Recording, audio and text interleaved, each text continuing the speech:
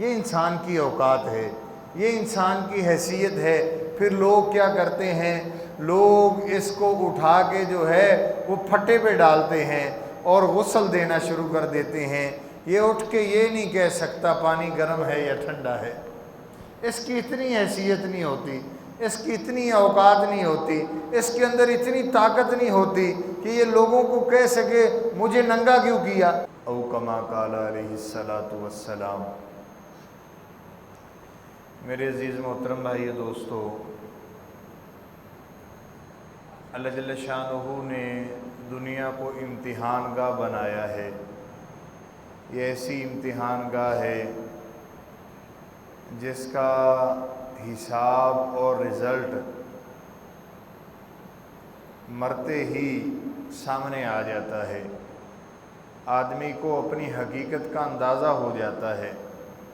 دنیا میں آدمی سمجھتا ہے کہ میرے پاس صحت ہے تو میں بہت بڑا 30 مار خواہ ہوں، لیکن موت کا ایک جھٹکا بتاتا ہے کہ تو کچھ بھی نہیں ہے۔ موت کی ایک چھوٹی سی جھلک بتاتی ہے کہ تیری اوقات کوئی نہیں ہے، تیری حیثیت کوئی نہیں ہے۔ جو تو اپنے آپ کو سمجھ رہا ہے اس کے ایک چیز پر بھی تو برا نہیں اتر سکتا، کیونکہ موت ایک ایسی چیز ہے، آدمی کے جسم سے روح نکلتی ہے، آدمی کا نام اس سے چھین لیا جاتا ہے، نام بدل جاتا ہے، اس کا نام وہ نہیں رہ جاتا بلکہ اس کا نام تبدیل ہو کے میت کی شکل میں آ جاتا ہے۔ لوگ کہتے ہیں میت ہے۔ میرے عزیز محترم بھائیو دوستو، جو اپنے بدن پہ دنیا میں مکھی نہیں بیٹھنے دیتا تھا، موت اس کو بتاتی ہے کہ تیری اوقات اتنی کہ ابھی ہل کے دکھا، ابھی ہل کے دکھا۔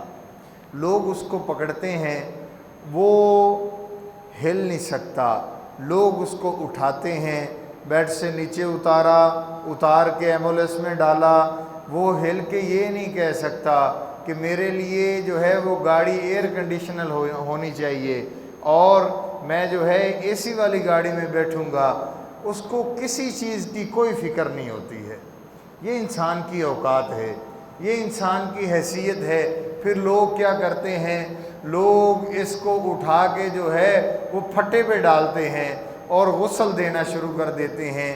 یہ اٹھ کے یہ نہیں کہہ سکتا پانی گرم ہے یا ٹھنڈا ہے، اس کی اتنی حیثیت نہیں ہوتی، اس کی اتنی اوقات نہیں ہوتی، اس کے اندر اتنی طاقت نہیں ہوتی کہ یہ لوگوں کو کہہ سکے مجھے ننگا کیوں کیا۔ آدمی اپنی ساری زندگی سطر کی حفاظت کرتا ہے، موت کے وقت ساری سطریں کھل جاتی ہیں، آدمی ہل نہیں سکتا، اپنے اوپر کپڑا نہیں دے سکتا۔ تو بتائیں میرے عزیز محترم بھائیو دوستو، انسان کی کتنی ایک اوقات ہے۔ ایک جان نکلنے سے انسان کی حیثیت بدلی، انسان کی اوقات بدلی، انسان کا مرتبہ بدلا، انسان کا جو ہے وہ نام تک تبدیل ہو گیا، انسان کچھ نہ کر سکا۔ بڑے بڑے عہدوں کے مالک، بڑے بڑے بادشاہ، وزیر، ان کی موتیں عبرت کا نشان ہیں، ان کی موتیں عبرت کا نشان ہیں، اور ان کی موتیں اس چیز کی گواہی دیتی ہیں وَمَا الْحَيَاةُ الدُّنْيَا إِلَّا مَتَاعُ الْغُرُورِ۔ میرے بندو، یہ ساری چیزیں دھوکہ ہیں، جن کے پیچھے تم دوڑ رہے ہو، جن کو اپنی طرف متوجہ کر رہے ہو، جن کے پیچھے دوڑ کے تم تھک چکے ہو، میرے بندو یہ سب کچھ دھوکہ ہے۔ سب سے بڑا دھوکہ کیا ہوگا کہ جب لوگ ہمیں کندھوں پہ اٹھائیں گے۔ سب سے بڑا دھوکہ، 4 لوگ کندھوں پہ اٹھائیں گے، کندھوں پہ سوار کرتے ہوئے، اور تمہیں کہاں لے کے جا رہے ہیں؟ جہاں تمہارا حال پوچھنے والا کوئی نہ ہوگا، جہاں تمہیں پوچھنے والا کوئی نہ ہوگا کہ تمہارے گھر کے اندر اے سی ہے کہ نہیں ہے، تمہارے اندر معاملات کیا ہونے والے ہیں، تمہاری اوقات کیا ہے، تمہاری حیثیت کیا ہے، یہ لوگ اٹھا کے اس قبر کی طرف لے کے جا رہے ہیں۔ حدیث کے اندر آتا ہے کہ جب مردہ جو ہے وہ کندھوں پہ سوار ہوتا ہے، سوار ہو کے ایک صدا لگاتا ہے، اور وہ صدا جنوں اور انسانوں کے علاوہ ساری مخلوق سنتی ہے۔ اس کی صدا کیا ہوتی ہے؟ اس کی صدا یہ ہوتی ہے، اے میرے بھائیوں جو مجھے کندھوں پہ اٹھائے ہوئے ہو، اے میرے بھائیوں جو میرے جنازے کے پیچھے چل رہے ہو، میں دنیا سے ناکام ہو کے جا رہا ہوں، تم دنیا سے ناکام ہو کے نہ جانا۔ آج مجھے میری حیثیت کا اندازہ ہو گیا ہے، آج مجھے میری اوقات کا اندازہ ہو گیا ہے، میں ہل نہیں پا رہا ہوں، تم مجھے دیکھ نہیں پا رہے ہو، میں روتا ہوا جا رہا ہوں، لیکن تم نے مجھے کندھوں سے اتارا تک نہ۔ محبت کرنے والے کندھا دینے کے لیے شریک ہوئے، کسی نے یہ نہ کہا کہ میں اس کو نہیں لے کے جانے دوں گا، کسی نے یہ نہیں کہا کہ میں اس کو اپنے گھر سے اٹھانے نہیں دوں گا۔ سب سے پہلے اٹھانے والے اپنے محبت کرنے والے تھے، جو محبت کا دعویٰ کیا کرتے تھے، سب سے پہلے انہوں نے اٹھایا، سب سے پہلا کندھا انہوں نے دیا، جن کو جتنی محبت تھی سب سے پہلے وہ شریک ہوئے، سب سے پہلے وہ شریک ہوئے جنہیں محبت تھی، اور کندھے کو انہوں نے کندھوں پہ اٹھانا ثواب سمجھا۔ یہ میری آپ کی اوقات ہے، یہ میری آپ کی حیثیت ہے۔ میرے عزیز محترم بھائی دوستے، ادھر بڑے بڑے بادشاہ آئے، بڑے بڑے وزراء آئے، بڑے بڑے نامور لوگ آئے، آج ان کا نام و نشان مٹ چکا ہے۔ ایسے لوگ آئے جو کہتے تھے انا ربکم الاعلی، ہم سے بڑا رب بھی کوئی نہیں، آج ان کی لاشیں عبرت کا نشان ہیں، اور مصر کے عجائب گھر میں پڑی ہیں، اور یہ پکار پکار کے کہتی ہیں کہ مٹے نامیوں کے نام کیسے کیسے، زمیں کھا گئی نوجوان کیسے کیسے۔ جو بڑے بڑے نعرے لگانے والے تھے، اپنی اوقات کو اپنے آپ سے بڑھ کے بیان کرنے والے تھے، ان کا نام و نشان مٹ چکا ہے۔ سکندر اعظم دنیا کا بادشاہ تھا، دنیا کے اوپر وہ حکومت کرتا تھا، ہر چیز اس کے تابع تھی، لیکن ایک وقت آیا کہ اس کو کوئی زندگی نہ دے سکا، کوئی اس کو کوئی بھی نہیں یہ کہہ سکا کہ میں تجھے زندگی دیتا ہوں۔ میرے عزیز محترم بھائیو دوستو، سکندر اعظم پہ موت طاری ہونے لگی، اس نے اپنی رعایا کو اکٹھا کیا، رعایا کو اکٹھا کر کے کہنے لگا کہ میری ساری سلطنت لے لو، مجھے چند دن کی زندگی دے دو۔ کوئی کھڑا نہ ہوا، کوئی یہ کہنے والا نہ تھا میں زندگی دیتا ہوں۔ حالانکہ مال سب کچھ ہے، ہم کہتے ہیں نا مال سب کچھ ہے، لیکن دیکھیں کہ سکندر اعظم کو کوئی زندگی دینے کے لیے تیار نہیں۔ سکندر اعظم کہنے لگا مجھے چند دن کی زندگی دے دو۔ جب کوئی کھڑا نہ ہوا، سکندر اعظم نے اعلان کیا جب میں مر جاؤں تو میرے ہاتھ کفن سے باہر نکال دینا۔ تو لوگوں نے پوچھا کہ آپ کے ہاتھ کفن سے کیوں باہر نکالے جائیں؟ تو بادشاہ کہنے لگا آج دنیا والے دیکھ لیں، دنیا کا بادشاہ دنیا سے خالی ہاتھ جا رہا ہے۔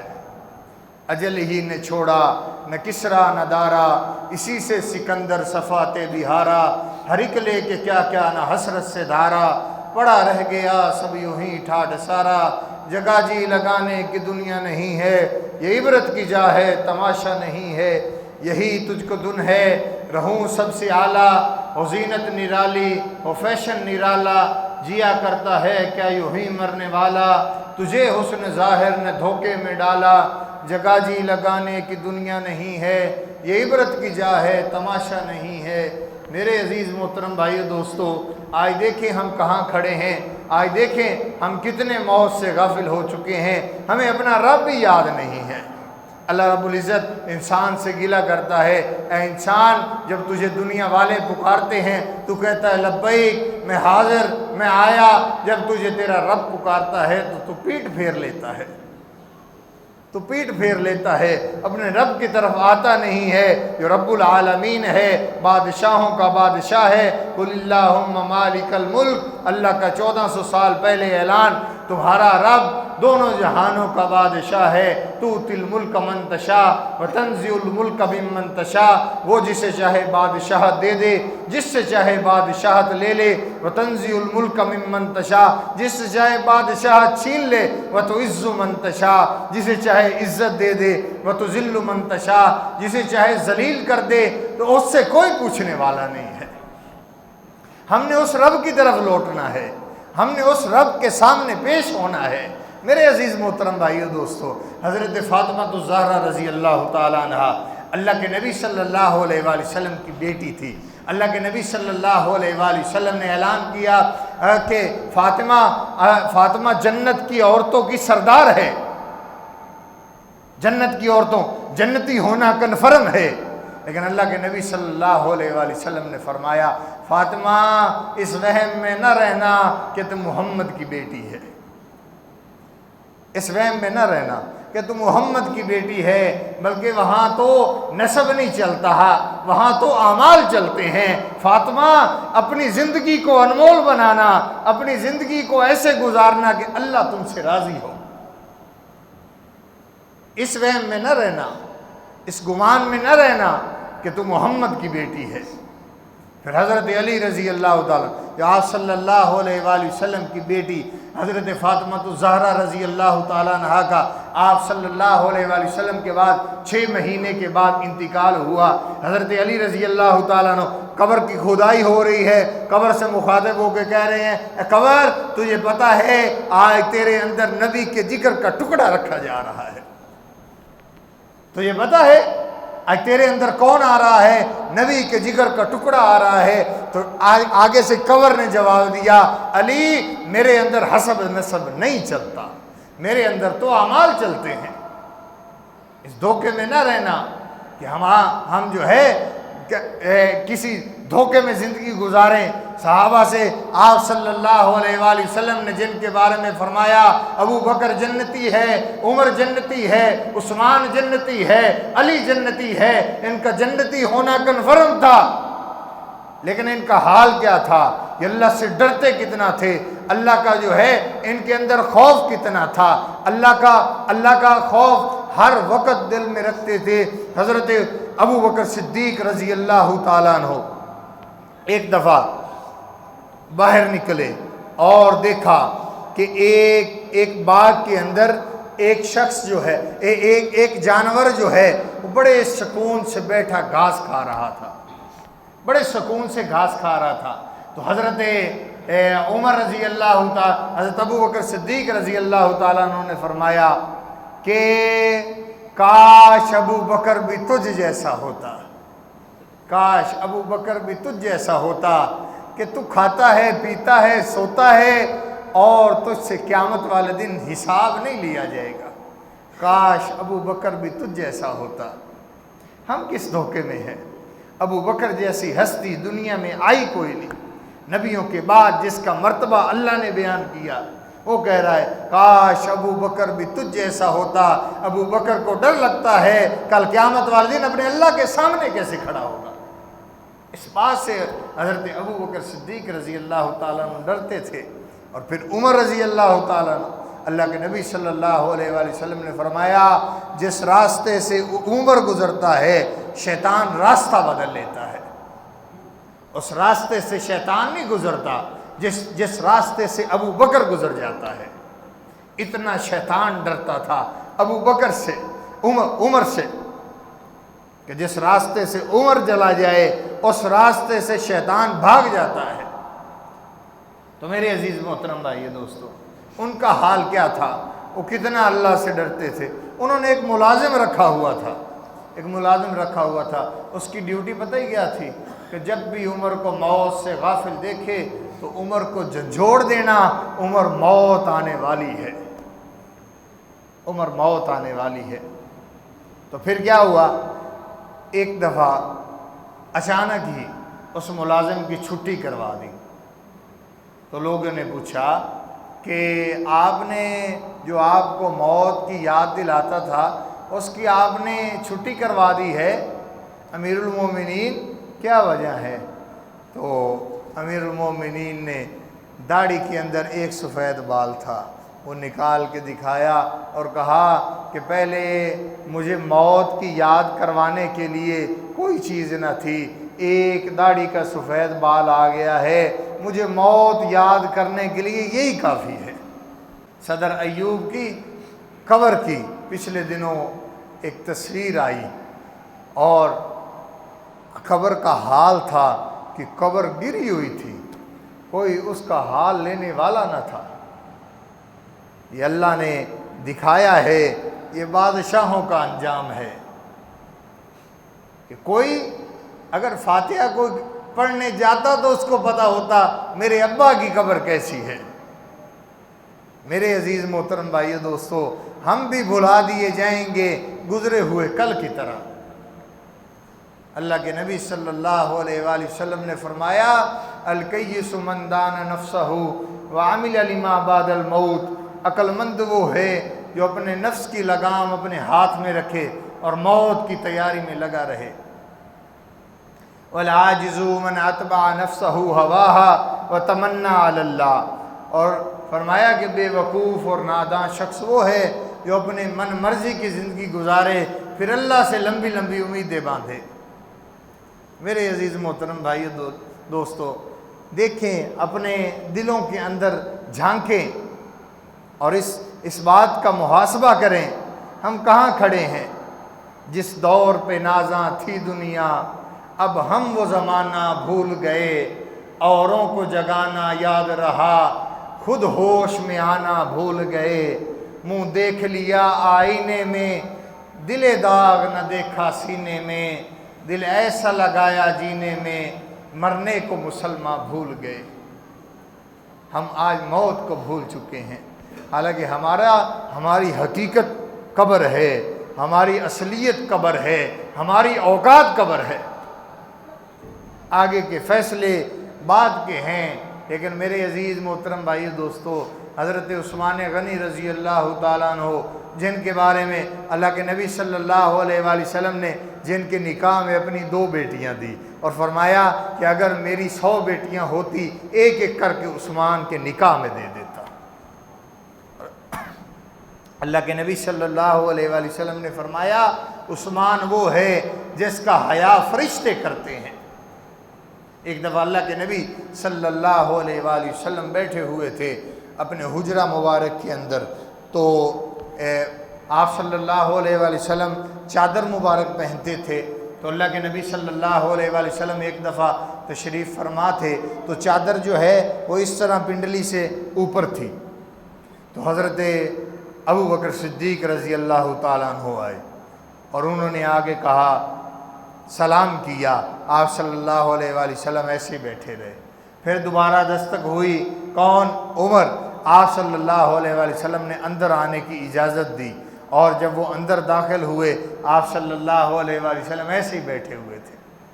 پھر تیسری دستک ہوئی، پوچھا کون؟ فرمایا عثمان غنی رضی اللہ تعالیٰ۔ آپ صلی اللہ علیہ وسلم نے اپنی چادر مبارک نیچے کر دی، تو حضرت ابو بکر صدیق رضی اللہ تعالیٰ عنہ نے فرمایا کہ یا رسول اللہ صلی اللہ علیہ وآلہ وسلم، میں آیا، آپ نے چادر کو جو ہے وہ اوپر ہی رکھا، اور ابو بکر آئے تب بھی چادر اوپر، عمر آئے تب بھی چادر اوپر، عثمان آئے آپ نے چادر نیچے کر لی، تو فرمایا کہ عثمان وہ ہے جس کا اللہ حیا کرتا ہے، میں کون ہوتا ہوں کہ اس کا حیا نہ کروں؟ جس کا اللہ حیا کرے اور اللہ کے فرشتے جس کا حیا کریں، میں کون ہوتا ہوں کہ اس کے سامنے حیا والی حیت بنا کے نہ بیٹھوں؟ وہ عثمان ایک دفعہ قبرستان میں کھڑے رو رہے، داڑھی مبارک آنسوؤں سے بھر گئی۔ کسی نے پوچھا امیر المومنین آپ اتنا کیوں روتے ہیں؟ آپ کا تو جنتی ہونا کنفرم ہے۔ اللہ کے نبی صلی اللہ علیہ وآلہ وسلم نے فرمایا ہے کہ عثمان جنتی ہے، تو پھر آپ اتنا کیوں روتے ہیں؟ تو حضرت عثمان غنی رضی اللہ تعالیٰ عنہ نے فرمایا جس نبی نے یہ فرمایا ہے کہ عثمان جنتی ہے، اسی نبی کا فرمان ہے قبر سب سے مشکل امتحان گاہ ہے۔ عثمان کو اس سے ڈر لگتا ہے کہ اللہ اس کے ساتھ کیا کرے گا۔ تو میرے عزیز محترم بھائی دوستو، میری اور آپ کی اوقات کیا ہے؟ میں اور آپ کس حیثیت کے مالک ہیں؟ میرے اور آپ کے اندر کیا ہے جس کا گھمنڈ اور جس کا غرور ہمیں اللہ کے سامنے نہیں جھکنے دیتا؟ آج وقت ہے ہم سنبھل جائیں، آج وقت ہے ہم اپنے اللہ کے سامنے جھک جائیں، پھر یہ نہ ہو کہ موت کا وقت آئے ہمارے پاس کچھ بھی نہ ہو، موت کے وقت ہمارے پاس کچھ بھی نہ ہو، اور ہم اپنے نبی کی سنتوں کو تو ساتھ لے کے مریں، تاکہ اللہ کو بھی حیا آئے کہ میرے نبی کے اوپر فدا ہونے والا ہے، میرے نبی کا عاشق ہے۔ کسی شاعر نے کہا تھا، جب روح میری پیران خاکی سے نکلے تو روزے سے آواز آئے او میرا فقیر آیا، جب روزے سے آواز آئے او میرا فقیر آیا، او میری سنتوں کو زندہ کرنے والا آیا، مجھ سے عشق کرنے والا آیا، مجھ سے محبت کرنے والا آیا۔ میرے عزیز محترم بھائیو دوستو، آج وقت ہے ہم سنبھل جائیں، اپنے نبی کے طریقوں کے مطابق زندگی گزاریں، اپنے نبی کی اتباع میں زندگی گزاریں، اپنے نبی کے قدموں میں زندگی گزاریں۔ یہ نہ ہو کہ ہم مریں اس حال میں مریں، ہمارا مسلمان ہونا اور ہمارا مسلمان اپنے آپ کو ثابت کرنا ہی مشکل ہو جائے۔ جب ہمارے پاس سنت کا ذخیرہ نہیں ہوگا تو بتائیں کافر اور مسلمان کے درمیان میرے آپ کے نبی صلی اللہ علیہ وآلہ وسلم نے فرمایا بین العبد و بین الکفر ترک الصلاۃ، کہ بند مومن اور کافر میں فرق کرنے والی چیز نماز ہے۔ ہم دیکھیں ہم کہاں کھڑے ہیں؟ کیا ہم نماز پڑھنے والے ہیں؟ کیا ہم اس حال میں مر جائیں تو ہمیں امید ہے کہ ہمارا نبی ہماری شفاعت کرے گا؟ باقی وہ رحیم ہے، وہ امت کے لیے مہربان ہے، اس نے تو اپنی رحمت کی چادر سارے امت کے اوپر اوڑھنی ہے، لیکن میں اور آپ دیکھیں ہم کہاں کھڑے ہیں۔